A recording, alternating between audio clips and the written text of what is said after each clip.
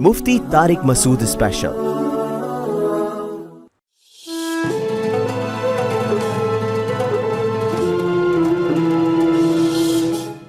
बिस्मिल्लाहिर्रहमानिर्रहीम। अस्सलामु अलैकुम ख़वातीन व हज़रात। प्रोग्राम रमज़ान करीम मुफ्ती तारिक मसूद साहब के साथ मैं आपका मेज़बान आसिफ़ इकबाल आपसे मुखातिब हूँ।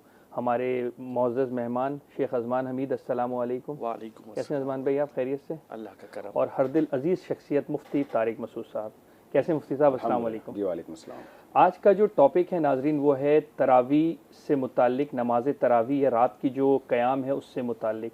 और ये एक ऐसी बहस है कि इस पे मकतबे फ़िक्र्स के कुछ अलग अलग आइडियोलॉजीज़ हैं, अलग अलग कॉन्सेप्ट हैं। तो मुफ्ती साहब के पास हम जाएंगे और आसान और सहल अल्फाज में या आसान और सहल उर्दू के अल्फाज में मुफ्ती साहब से समझने की कोशिश करेंगे कि एक आम मजमा, एक आम इंसान किस तरह नमाज तरावी को सहल और आसान तरीके से आजकल की मसरूफ़ियत के दौर में रहते हुए पढ़ सकता है और इस पर अमल कर सकता है। मुफ्ती साहब अस्सलाम वालेकुम। सबसे पहले तो साहब ये मुझे बताएं, तरावी फ़र्ज़ है, सुन्नत है, सुन्नत मौक़िदा है, और तरावी की क्या डेफिनेशन है, इसको ज़रा साहब ज़रा ब्रीफ़ करें।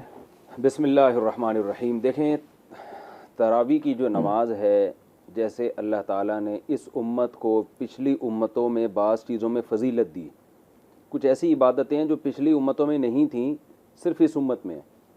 नमाज पिछली उम्मत में थी, इस उम्मत में भी है। रोज़ा पिछली उम्मत में भी था, इस उम्मत में भी है। लेकिन नमाज की ये जो किस्म है कि पूरे रमज़ान में हम कई कई रकतें तरावी की पढ़ते हैं, ये पिछली उम्मतों में नहीं थी। ये इस उम्मत का एक ख़ास इम्तियाज़ है कि अल्लाह ने इस उम्मत को कि रमज़ान की रात को तरावी की नमाज से रौनक बख्शी है।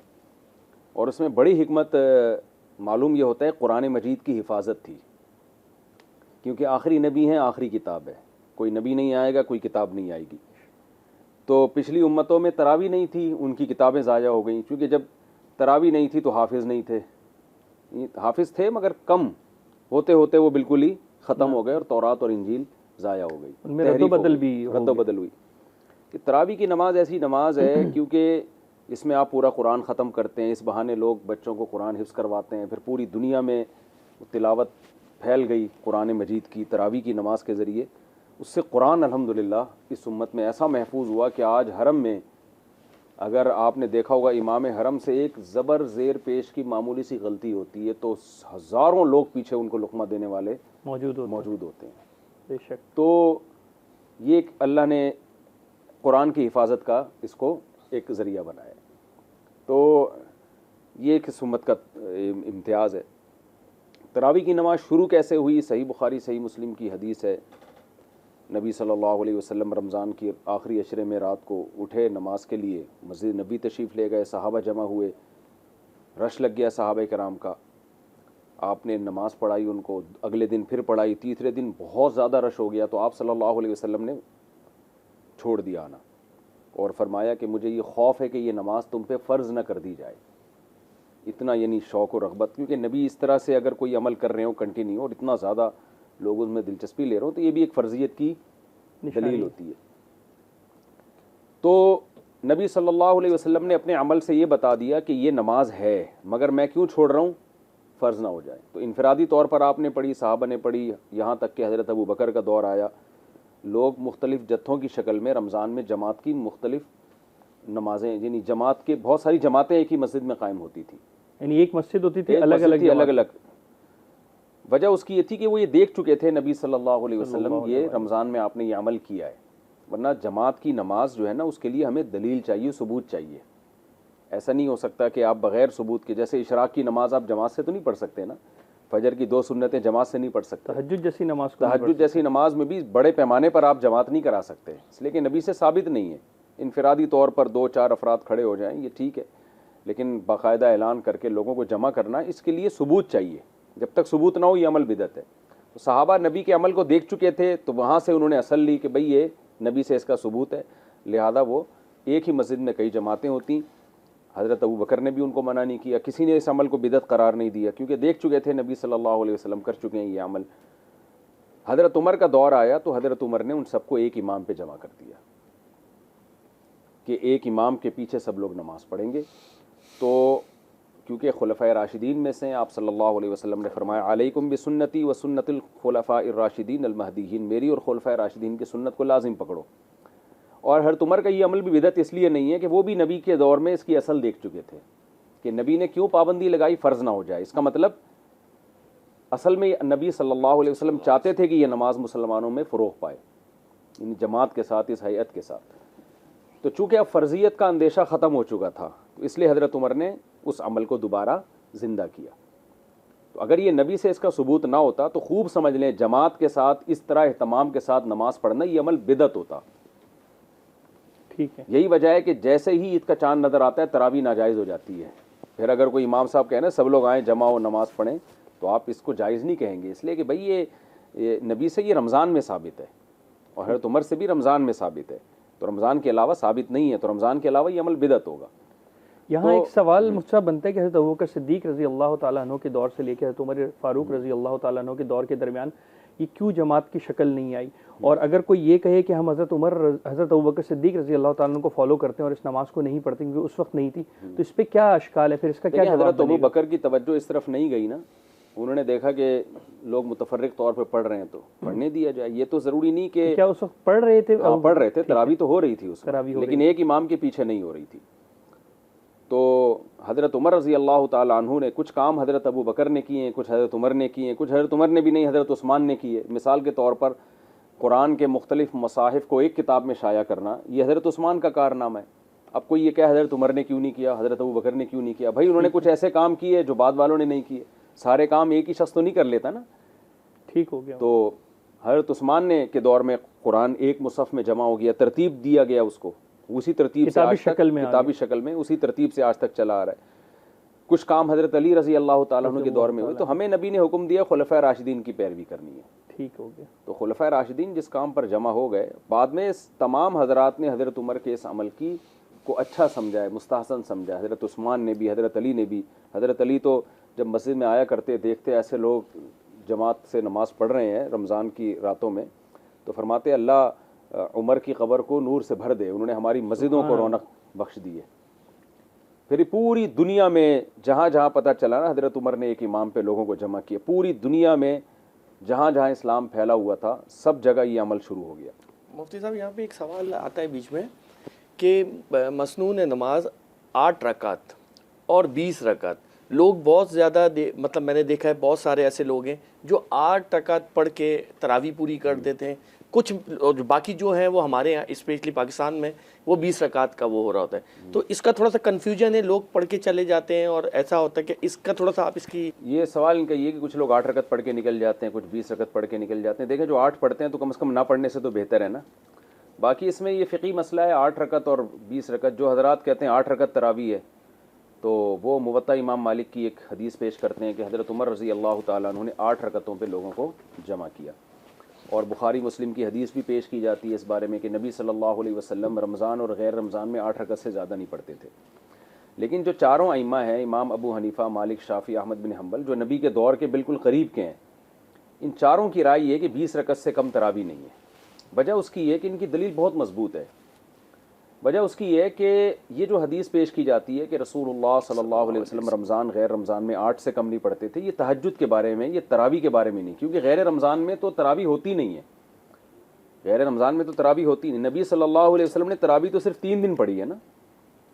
उसमें कितनी रकतें थी? एक ज़ईफ़ रिवायत है कि 20 रकतें थीं, लेकिन उस ज़ईफ़ रिवायत की तायीद होती है सहाबा ताबिईन के अमल से, क्योंकि हज़रत उमर रज़ी अल्लाह ताला अन्हु ने जब शुरू की है तो 20 रकतें शुरू की थी। और इसमें असल दलील जो दी जाती है हज़रत उमर ही का अमल है। हज़रत उमर अगर एक इमाम पे लोगों को जमा करके जमात से इस तरह एहतमाम ना करते तो उसके बाद कोई भी अमल ना करता खुलफ़ाए राशिदीन के बाद, क्योंकि किसी के पास अथॉरिटी नहीं थी इसकी। तो अब हज़रत उमर ने 20 रकत शुरू की। अच्छा, इस बारे में एक मुवत्ता इमाम मालिक की रिवायत पेश की जाती है कि हज़रत उमर ने 8 रकतें शुरू की हैं। बाज़ हज़रात ये दावा करते हैं कि ये बिल्कुल बेगुबार रिवायत है, ऐसा नहीं है। इसको बड़े बड़े मुहद्दिसीन ने ज़ईफ़ करार दिया है। इस पर मेरा एक ऑडियो बयान भी है तरावी की रकात के बारे में, उसमें मैंने एक एक रिवायत, हदीस नंबर और उसकी सनद में जो बहस है वो पूरी डिटेल से, ये 7-8 साल पहले मेरा बयान हुआ था, वो वहाँ उसकी डिटेल आपको मिल जाएगी। खैर मेरा मकसद अभी इख्तलाफी मसाइल में उलझाना नहीं है, रमज़ान की बाबरकत सआदतें अमल जो है, हाँ अभी तो ये है कि जो हमारी राय है हम उसको एक मुख्तसर तौर पे पेश कर दें।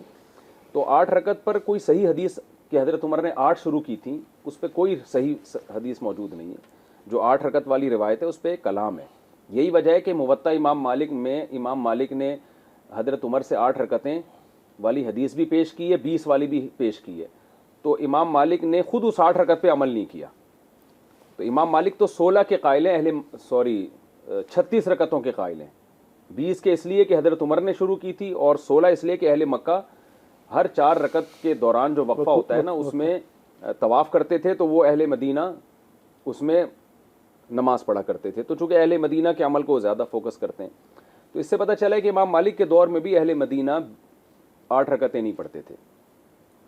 इमाम शाफ़ी रहमहुल्लाह ताला अहले मक्का में से हैं, वो कहते हैं हमने मक्का में भी लोगों को 20 रकत पढ़ते हुए पाया है। तो हज़रत उमर रज़ी अल्लाह ताला अन्हु ने जब तरावी शुरू की है ना, तो पूरी दुनिया में जो तरावी की नमाज राइज हुई है उनमें कहीं भी 8 रकत हमें नहीं मिलती। तो यहाँ एक बात भी है कि असलाफ ने इस नमाज को तरावी का नाम दिया है। ये नाम नबी के दौर में नहीं मिलता, ये नाम बाद में दिया है। तो असलाफ बहकी की रिवायत है कि असलाफ ने इसको तरावी का नाम दिया। तो तरावी का लफ्ज़ भी 8 रकत पे सादिक नहीं आता, इसलिए कि तरवीहा 4 रकत को कहते हैं, और तरावी तरवीहा की जमा है। अरबी में जमा के कम से कम 3 अदद होना ज़रूरी है। तो 4 जब 3 दफ़ा होगी तो कम से कम 12 रकतें बनती हैं। बिल्कुल है। 12 या 12 से ज़्यादा को तो तरावी कहा जा सकता है, 8 पे तो तरावी का लफ्ज़ ही सादिक नहीं आता। तो इसलिए इस बारे में जो उम्मत का जो चारों अइम्मा का जो इजमा है ना, जो बड़े फ़क़ीह थे, वो इजमा बहुत बड़ी दलील है, और उनके दलाइल बहुत इस बारे में मजबूत हैं कि अच्छा इसमें बाज़ लोग ये भी कहते हैं, आप वक्फ़ा कर लें फिर उसके बाद हम नहीं मुफ्ती साहब कोई कॉलर है हमारे साथ, अगर आप कॉल ले लें। जी कौन साहब, कहाँ से? अस्सलाम वालेकुम। वालेकुम अस्सलाम।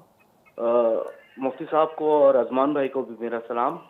वालेकुम अस्सलाम। अच्छा, मेरा सवाल ये था कि जैसे अभी मुफ्ती साहब ने बयान फरमाया कि हुजूर सल्लल्लाहु अलैहि वसल्लम ने 3 दिन मुतवातिर पढ़ी और फिर चौथे दिन तरावी के लिए नहीं आए ताकि उम्मत पे फ़र्ज ना हो जाए, तो क्या इससे जो लोग तरावी नहीं पढ़ते वो रोक नमाजें छोड़ छोड़ के भी पढ़ सकते हैं, या ज़रूरी है कि पूरे महीने ही पढ़ी जाए? जी देखें, तरावी की नमाज फ़र्ज़ वाजिब नहीं है, लेकिन सुन्नत मुअक्कदा है। सुन्नत मुअक्कदा का मतलब ये है कि जिस सुन्नत की बहुत ज़्यादा ताकीद हो, क्योंकि रमज़ान का ख़ासा है ना, मन क़ाम रमज़ान ईमानन वहतिसाबन, जहाँ हदीस में रमज़ान के रोज़ों का जिक्र है, रात के क़याम का भी जिक्र है, और ये रमज़ान के साथ ख़ास है, तो बहुत एहतमाम के साथ इसको अदा किया गया। तो सुन्नत मुअक्कदा तो कम से कम दर्जा साबित होता है। सुन्नत मुअक्कदा का मतलब ये होता है कि अगर आप बार बार बिला उज़र उसको छोड़ेंगे तो काबिल मलामत है, आप एक बहुत बड़ी नेमत से महरूम हो रहे हैं। और काबिल मलामत का मतलब कि ऐसे शख्स को मलामत की जाएगी। तो यानी एक आम सुन्नतों की तरह नहीं है, जैसे आप असर से पहले की 4 सुन्नतें पढ़ें ना पढ़ें आपकी मर्ज़ी है, लेकिन फजर से पहले की 2 सुन्नतें अगर आप नहीं पढ़ते तो आप काबिल मलामत हैं। तो ये भी ऐसा ही है, लेकिन जमात से पढ़ना ये सुन्नत मुअक्कदा नहीं है। अच्छा, अकेले भी पढ़ी जा सकती है। हज़रत उमर तो घर में पढ़ा करते थे, वो तो जमात में हाजिर नहीं होते थे। बल्कि जो हाफिज़ है, जो कुरान खुद पढ़ सकता है, उसके लिए तो बेहतर यह है कि वो अकेले पढ़कर अपना कुरान रिवाइज़ कर ले, वो अकेले पढ़ ले। ये उन लोगों के लिए जमात से बेहतर है जो हाफिज़ नहीं है, ताकि उनका पूरा कुरान ख़त्म हो जाए। क्योंकि रमज़ान में कुरान का दौर करना ये नबी सल्लल्लाहु अलैहि वसल्लम की सुन्नत है। हज़रत जिब्रील रमज़ान में पूरे कुरान का दौर करवाते थे आप सल्लल्लाहु अलैहि वसल्लम को। तो आम आदमी को ये ऑप्शन दिया गया है कि आप हाफिज़ कुरान नहीं है तो आप किसी हाफिज़ के पीछे कुरान सुन लें। यही वजह है ना कि हज़रत उमर के दौर में जो तरावी की मुख्तलिफ़ शक्लें होती थीं, मुख्तलिफ़ जमातें होती थीं, तो वजह क्या थी कि जो हाफिज़ नहीं थे वो किसी अच्छे हाफिज़ को इमाम बना के उसके पीछे नमाज़ पढ़ते थे। तो इससे हमें पता चलता है कि ये जमात उन लोगों के लिए मशरू की गई है जो हाफिज़ कुरान नहीं है, वो नमाज में पूरा कुरान ख़त्म करना चाहते हैं। तो अब आप पढ़ तो सकते नहीं नमाज में पूरा कुरान, तो किसी हाफिज़ के पीछे आप कुरान ख़त्म कर लें। तो ये मैं थोड़े से वो दलाइल को कंप्लीट कर लूँ ताकि वो बात अधूरी न रहे। बाज़ लोग कहते हैं इमाम अहमद इब्न हम्बल से ये बात मनक़ूल है, इमाम तिरमिज़ी ने तरावी की मुख्तलिफ़ रकतें नकल की हैं जामे तिरमिज़ी में, कि बाज़ 16 पढ़ा करते थे, बाज़ 20 पढ़ा करते थे, बाज़ 24 रकतें पढ़ते थे। तो इमाम अहमद बिन हम्बल का कौल है कि इनमें से कोई भी रकतें मुतय्यन नहीं हैं, आप जो चाहें रकतें ले लें। तो इस बेस पे बाद रात इसके कायल हैं कि 20 रकतें मुतय्यन नहीं, जितनी चाहें आप पढ़ लें, 8 पढ़ें, 12 पढ़ें, जो कोई 22 भी पढ़ मुतय्यन सकते हैं, नहीं, 20 से 22। ज़्यादा। तो ये बात इसलिए दुरुस्त नहीं है कि देखें, मैंने अर्ज़ किया ना कि तरावी रमज़ान का खासा है। ईद का चांद नज़र आते ही तरावी की नमाज गायब हो जाती है, अगर कोई पढ़ता है बिदअत का गुनाह मिलेगा। तो जमात के साथ, इस मखसूस हैअत के साथ जितनी रकतें साबित होंगी उतनी तो सुन्नत होंगी, उसमें कमी ये सुन्नत नहीं होगी, इजाफा भी सुन्नत नहीं हो सकता। बिल्कुल ऐसा ही है। आप फजर की 2 रकतें साबित हैं ना फ़र्ज़, तो आप 3 नहीं पढ़ सकते ना 1 पढ़ सकते हैं। तो एक ख़ास कैफियत के साथ जब ये मनकूल है, तो जितनी मनकूल है उतनी, तो हज़रत उमर से जो सही सनद से मनकूल है वो 20 रकतें हैं। तो इस वजह से पूरी उम्मत ने जो फॉलो किया है वो 20 रकत को फॉलो किया है। अइमा अरबा ने, सिर्फ इमाम मालिक हैं जो 20 से भी ज़्यादा के कायल हैं। रहा मसला इमाम अहमद बिन हम्बल ने जो ये, उनसे जो इमाम तिरमिज़ी ने नकल किया कि कितनी चाहे रकतें पढ़ लो, तो इसमें पहली बात तो ये कि उसमें 8 का फिर भी कहीं तस्करा नहीं मिलता। इमाम तिरमिज़ी जो इमाम अहमद इब्न हम्बल रहमहुल्लाह से नकल कर रहे हैं ना कि इन रकतों में से जितनी चाहे पढ़ लो, तो वो रकतें हैं जिनको इमाम तिरमिज़ी जिक्र कर रहे हैं, उनमें भी 8 का तस्करा नहीं मिलता, उनमें 16 से कम नहीं मिलती हमें। ठीक हो गया। तो 8 का तो फिर इमाम अहमद बिन हम्बल भी कायल नहीं है कि ये भी तरावी का हिस्सा है।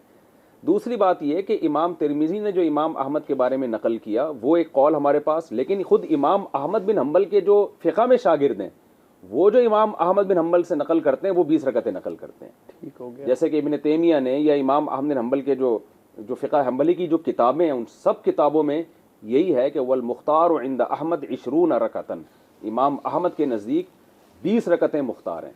तो इमाम अहमद का वो कौल लिया जाएगा जो उनकी अपनी किताबों में है, ना कि वो कौल जो बयान किया गया हदीस की किताब में कोई नकल किया जा रहा है। ठीक है। तो इसलिए हनाबिला के नज़दीक, इमाम अहमद बिन हम्बल के नज़दीक भी जो इतने बड़े मुहद्दिस थे, जो इमाम बुखारी के उस्ताज़ों में आते हैं, इमाम अहमद बिन हम्बल फ़क़ीह भी थे, मुहद्दिस भी थे, वो भी 20 रकत के कायल। इमाम हनीफा से पूछा कि आप 20 रकत को सुन्नत क्यों कहते हैं? उन्होंने जवाब दिया कि मैं उमर बिन ख़त्ताब को बिदअती नहीं समझता।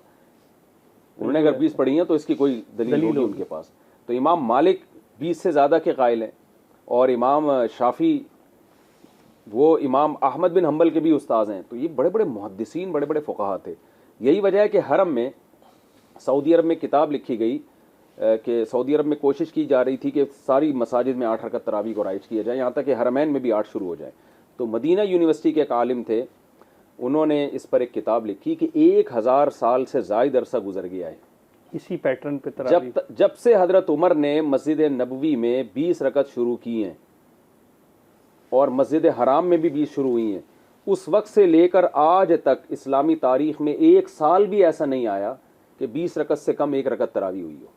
तो पूरी उम्मत कैसे गुमराही पर जमा हो गई है। तो इसलिए हमारा मौक़िफ़ इस बारे में बहुत वाज़े है कि हज़रत उमर और असलाफ़ से जो नकल चली आ रही है ना, उसमें 20 रकत तरावी अफजल है।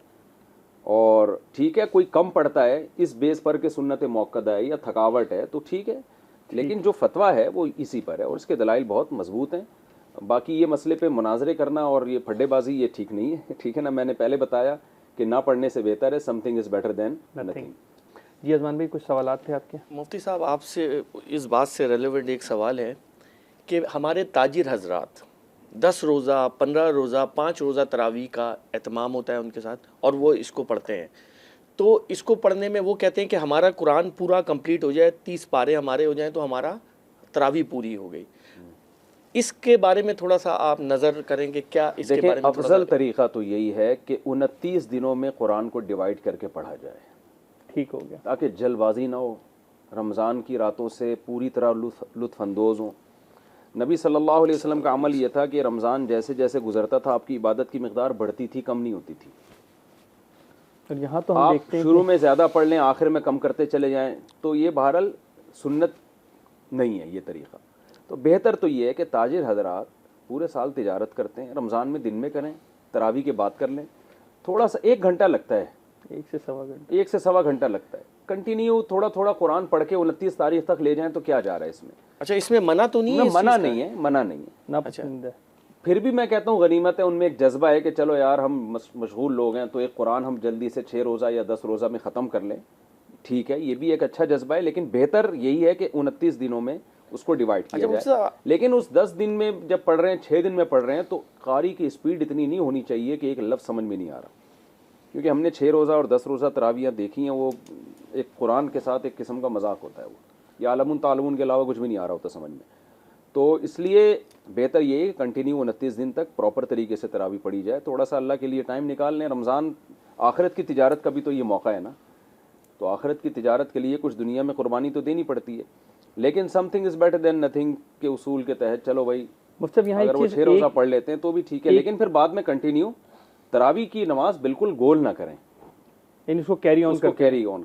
अच्छा मुसब, यहाँ पर एक आजकल हम देख रहे हैं कि घरों में भी अब तरावी का जो है रिवाज माशाल्लाह से बहुत बढ़ गया है, और मसाजिद में भी घरों में 3 रोज़ा, 6 रोज़ा, 8 रोज़ा मुसल। तो क्या ये चीज़ सही है, मतलब इस्लाम की नज़रिए में शरीयत तरावी की नमाज या मस्जिद में जाकर पढ़ें? मस्जिद में जाके पढ़ना कोई ज़रूरी नहीं है, तो घरों में पढ़ सुन्नत नमाज है, आप घर में भी पढ़ सकते हैं। अफजल तो यही है कि मस्जिद में, क्योंकि हज़रत उमर ने मस्जिदों को आबाद किया, रौनक बख्शी है, तो मस्जिद की रौनक बरकरार रहनी चाहिए।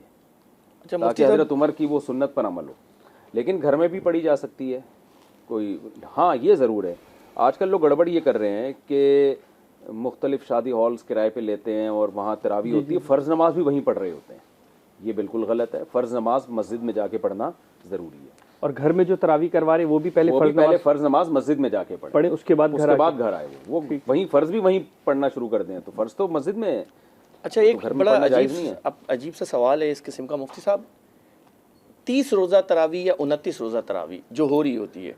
अच्छा, आजकल बड़े यंगस्टर, या मतलब मैं भी इस चीज़ को बड़ा वो करता हूँ कि मैंने 5 तरावियाँ पढ़ी मस्जिद में, ठीक है, 5 तरावी के बाद मेरा ऐसा उज़र हो गया कि मैं कहीं दावत पे, कहीं अफ्तारी पे, या कहीं पे भी ऐसी जगह चला गया, तो क्या मैं उस मस्जिद में ही जाकर 6ठी तरावी भी पढ़ूँ, या हम कहीं और भी पढ़ सकते हैं? जहाँ चाहे पढ़ लें, कोई लाजमी नहीं है उस मस्जिद। मतलब वो कहते हैं कि 30 कुरान फॉलो हमने करना है, तो वहाँ से मेरा कुरान कनेक्ट नहीं होगा, मतलब मेरा वो है। देखें, अफजल तो यही है ना कि आप पूरा कुरान सुन लें, बेहतर तो यही है।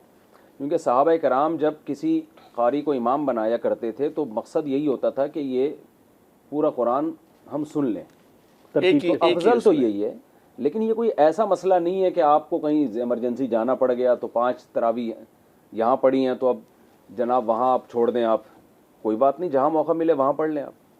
अच्छा, तरावी की जो दुआ है इसकी अहमियत या ये क्या है, मतलब थोड़ा तरावी की साबित नहीं है। जो 4 रकतों के बाद दुआ पढ़ी जाती है ना तरावी की, इसका कोई सबूत नहीं। क्या करें फिर 4 रकत के बाद? कुछ भी पढ़ लें, कुछ भी पढ़ लें। हाँ, बैठे रहें आराम, दुआ भी मांग सकते हैं, दुआ भी मांग सकते हैं।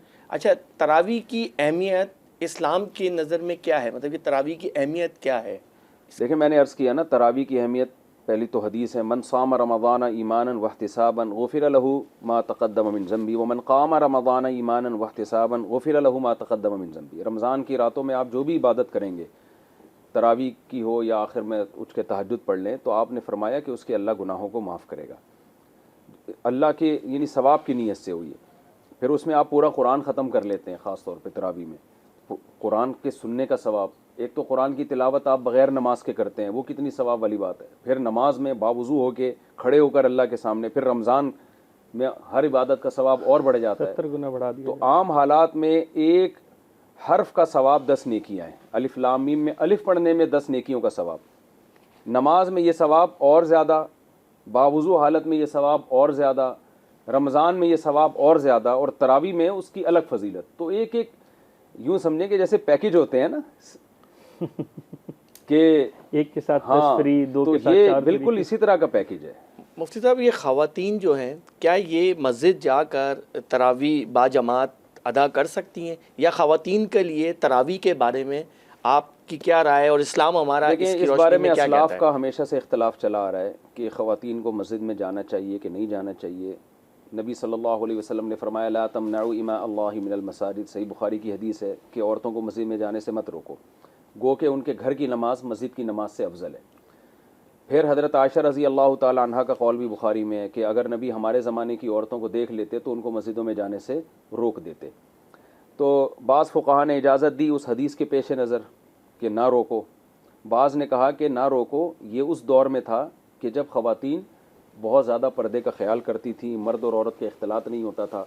क्योंकि हज़रत आयशा नबी के मिजाज को खूब समझती हैं, वो फरमा रही हैं कि अगर हमारे दौर में नबी होते तो यकीनन मना कर देते, क्योंकि मस्जिद में आना भी एक फजीलत की चीज़ है, लेकिन जो उससे मुआशरे में बेपर्दगी और दूसरे बदनज़री मसाइल हो जो रही है, पैदा हो दूसरे रहे हैं। मसाइल हैं, वो उससे बड़ा मसला है। तो ये हमेशा से इख्तलाफ चला रहा है, इसलिए इसमें किसी फ़कीह पर आप उंगली नहीं उठा सकते। हर एक ने जो कुरान और हदीस को जिस तरह से समझा बयान कर दिया। तो इस बारे में फ़िक़्ह हनफ़ी बहुत वाज़ेह है, उसमें यही है कि मस्जिद में औरत को फ़साद ज़मान की वजह से रोका जाएगा कि ना आए। दीगर फ़ुक़हा इसको जायज़ समझते हैं, लेकिन मैं कहता हूँ कि इस ज़माने में ख़वातीन को मस्जिद में आने की इजाज़त होनी चाहिए, क्योंकि अब ठीक है आने में फ़साद का वो ख़तरा नहीं है जो ना आने में है। बिल्कुल ऐसे ही। क्योंकि अगर आप ख़वातीन को मस्जिद से रोकेंगे ना इस ज़माने में, जैसे इमाम हनीफ़ा ने क्यों मना किया, इसलिए कि फ़साद होगा ना, तो इमाम हनीफ़ा भी अगर हमारे ज़माने की औरतों को देखते तो शायद वो कहते कि अब ना आने में फ़साद ज़्यादा है, वो टीवी के सामने बैठ जाएंगी। देखें, बाज़ चीज़ें इनफरादी नहीं होती, जमात की शक्ल में हो जाती हैं। हमें याद है यार, मस्जिद में जब तरावी की जमात निकल जाए ना, अकेले पढ़ना बहुत मुश्किल है, इशा निकल एक जाए तो माहौल बाज़ बना हुआ दफ़ा होता है, पढ़ लेते हैं। तो ख़वातीन तरावी में आएँ, उसमें इस बहाने वो उलमा के वाज़ और नसीहत भी सुने, बयानात भी सुने। तंजीम इस्लामी वाले बड़े बड़े इज्तिमात करते हैं, उसमें ख़वातीन को भी दावत देते हैं। बाज़ लोग मुझ पर एतराज़ करते हैं, यार इन्होंने इतनी ख़वातीन को जमा किया। मैं कहता हूँ ये बहुत अच्छा काम किया इन्होंने, इसलिए कि ये अगर ख़वातीन को दरस कुरान की महफ़िलों में, तरावी की मजलिस में ना लेकर आते, ये सारी शॉपिंग सेंटरों में अपना टाइम वेस्ट करती या टेलीविज़न के सामने बैठ जाती, और कोई दीनी प्रोग्राम भी बहुत कम देखे जाते हैं, ड्रामे ज़्यादा देखे जा रहे होते हैं। और पैकेजेस चल रहे हैं अब हाँ। तो रमज़ान के 30 एपिसोड के साथ। तो वो भी जो है ना, तो इसलिए जो ज़माने के हालात को देखना चाहिए, उसके हिसाब से फतवा देना चाहिए। हमारे पास दोनों आराम मिलती हैं, तो मैं समझता हूँ इस ज़माने में तो अगर आप ख़ासतौर पे यूरोप अमेरिका में, वहाँ तो वो तो दारुल हर्ब है, वहाँ तो औरत के लिए मस्जिद के अलावा कोई जगह नहीं है दीन सीखने की। बिल्कुल ऐसे ही। तो ख़वातीन अगर मस्जिद से उनका कनेक्शन नहीं होगा तो वो तो बिल्कुल बेदीन हो जाएंगी। अच्छा मुफ्ती साहब, मैं चाहता हूँ कि मेरी ज़ौजा मस्जिद ना जाए तरावी पढ़ने, मतलब ये मेरी मतलब एक मर्द हजरात की अपनी है, तो आया मैं उसको अगर उनको अगर रोकता हूँ तो क्या इसका कोई गुनाह? तो साहब मैं इसमें एक ऐड चीज़ और करवाना चाहूँगी, अगर ख़वातीन घर पे नमाज तरावी पढ़ रही हैं तो वो क्या पढ़ें जो हाफजा भी नहीं है। हाफजा तो चलो उनके लिए तो इशू नहीं है, इनके सवाल के साथ ही जो है आप वो जवाब भी ऐड कर दिए। ख़वातीन अगर इंडिविजुअली हैसियत से घर पे तरावी पढ़ रही हैं तो अपनी नमाज में क्या बस देखें, वो जो सूरतें याद हैं उनसे पढ़ लें, वो 20 रिकात उनसे हाँ, पढ़ वो उनसे पढ़ लें जी, जो सूरत उनके। ये इनका सवाल था कि क्या मैं अपनी बीवी को रोक सकता हूँ। हदीस में आता है अपनी औरतों को मस्जिद में आने से मत रोको। तो उसूली तौर पर तो मर्द के लिए इजाज़त नहीं है कि वो बीवी को मस्जिद में आने से रोके, लेकिन हज़रत आयशा का कौल कि नबी हमारे ज़माने की औरतों को देख लेते तो रोक देते। तो इस बेस पे कोई रोक रहा है, इस बेस पे नहीं रोक रहा कि हदीस की मुखालफत कर रहा है, बल्कि इस बेस पे कि उसको ये ख़तरा है कि मस्जिद में इंतशार ना फैल जाए, कोई और नया फितना ना खतरा हो वजूद सकता में आ है। जाए। तो औरत पर तो बहरहाल लाजिम है कि वो शौहर की इताअत करे, क्योंकि शौहर के बुनियादी हुकूक में से है कि औरत शौहर की मर्ज़ी के बगैर घर से बाहर नहीं जा सकती, तो चाहे वो मस्जिद हो चाहे कोई भी जगह हो। अलबत्ता शौहर को हम मशवरा देंगे कि एक ही खैर की जगह थी, आप उसे क्यों रोक रहे हैं वहाँ जाने से। ठीक हो। तो ला तमनउ इमा अल्लाहि मिनल मसाजिद का मफहूम यही है, मैं समझता हूँ। तो एक ही जगह है, आप आपकी वाइफ शॉपिंग करने चली जाती है, उसमें तो आपसे पूछती भी नहीं है वो ठीक है ना। आजकल ख़वातीन अम्मी के घर जब जाना होता है, मैके जाना होता है, चली जाती हैं, बता के, शरीफ ख़वातीन बता के जाती हैं मैं जा रही हूँ, और जो बिल्कुल ही बेकाबू हों बताना भी पसंद नहीं करती, तो वहाँ जाके फ़ोन कर देती हैं मैं आई हुई हूँ, ठीक है भी आ ना, जाइएगा। आपने आना हो तो आ जाइएगा, नहीं आना तो आपकी मर्ज़ी। तो जब वो बता रही है तो आपको भी दिल बड़ा रख लेना चाहिए कि ठीक है बेगम अच्छी जगह जा रही हो, तो हर जगह ही जा रही है ना ख़वातीन। ऐसी घरेलू ख़वातीन तो मार्केट से शार्ट है मेरा ख्याल है, जो घर की चार दीवारी में ही रहती हूँ। तो आप देखिए ना कि जब रमज़ान का शॉपिंग करने वो जा रही मॉल्स हैं, में भरे हुए हैं, फिर बाजार सारे यूनिवर्सिटियों में भरे वो हुए जा रही हैं, जॉब बिल्कुल। वो कर रही हैं, एक खैर की जगह थी, आप उनको क्यों रोक रहे हैं वहाँ जाने से। अच्छा मुसाब यहाँ पर एक मैं जानता हूँ हमने तो तरावी में इजाज़त दी हुई है ख़वातीन को आने की, मैंने बिल्कुल अपनी आपकी मस्जिद में तो माशाल्लाह से मुझे बहुत बड़ा उसके मजमा इतने अच्छे रिजल्ट आए हैं ना। लोगों ने बताया कि मेरी वाइफ पर्दा नहीं करती थी, मेरी वाइफ हर वक्त ड्रामे देखती रहती थी, जब से वो पूरा रमज़ान उसने तरावी पढ़ी है, बयान सुने, माशाल्लाह पर्दा कर लिया, बच्चों को दीनी तालीम देना शुरू कर दी। तो माशरे में चल फिर के देखें इसके। और पहले ज़माने में औरतों को घर में फ़ुक़हा ने कहा कि घर में रहें, मस्जिद में ना आएँ, क्योंकि जो औबाश किस्म के लोग होते थे उनका ख़तरा था, बदनज़री करेंगे, छेड़छाड़ करेंगे। अब छेड़ने की इतनी जगह है ना। ये जो अक्सर मर्द हजरात बैठ के तरावी पढ़ते हैं और बग़ैर किसी उज़र के, क्या ये जायज़ है? जी जायज़ है, क्योंकि फ़र्ज़ नमाज नहीं है ना, तो बैठ के भी पढ़ सकते हैं, आधा सवाब होगा उसमें। और किसी सवाब उज़र से अगर बैठ के पढ़ रहे हैं तो फिर इंशाल्लाह आधा भी नहीं होगा।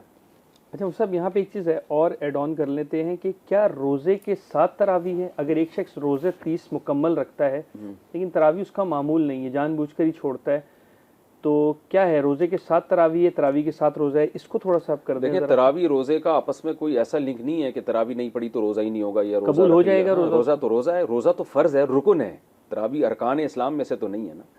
रोज़ा तो इस्लाम का रुकन है, वो तो छोड़ना कबीरा गुनाह है।